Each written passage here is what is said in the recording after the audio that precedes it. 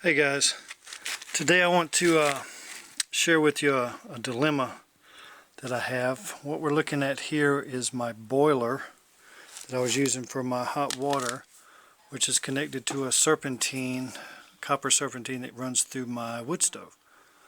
So over the past couple of years here, because our well water has a little bit of salt and a little bit of calcium in it, you can see where it's pitted up pretty bad, the aluminum.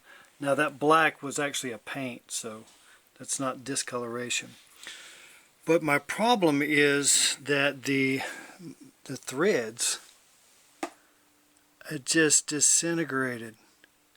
I mean, this was what used to be here, and it's disintegrated. So the reason for the video today was I run across an improvisation out here on the farm, as we often have to do, on how to make something work.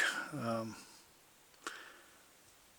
threads actually stopped about right here, and I made a die out of a piece of pipe, and I'll show you that here in a second, to cut these threads. And of course, as I was cutting them, I ran across all kinds of other problems where it's just too thin.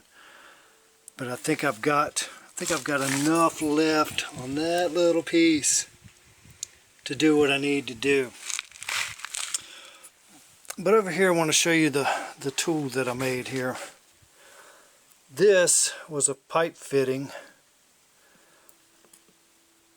and they come with a few threads of brass. I guess that's in case the other threads, plastic or whatever, aren't completely intact, so they put this little bit of brass here so that it shores up better. Well, I was hoping that this brass might be harder than the aluminum that I'm working with, so I cut this loose with a hacksaw, and then I put it inside of my vice grips here, and that acts as my die. And the pressure from the vice grips here, I can actually control it a little bit, which kind of controls my depth, but it's seeming to work. So I'm up here on the top one, and as you can see here, this is still, it's still corroded. I don't have a lot of teeth left here, so I'm running that on.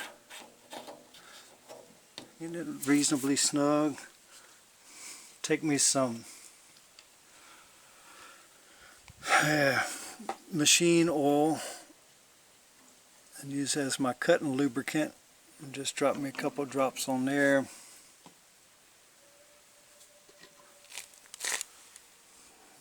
Fashion my vice grips like so, and start the process. So far so good. Seems to be working. But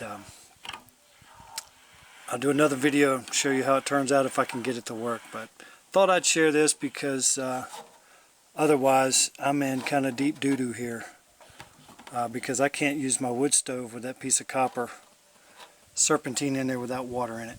It'll melt the copper. So I've got to get this working, or this not only disables my hot water, it disables my wood stove, which is unacceptable, being that we cook with 90% wood.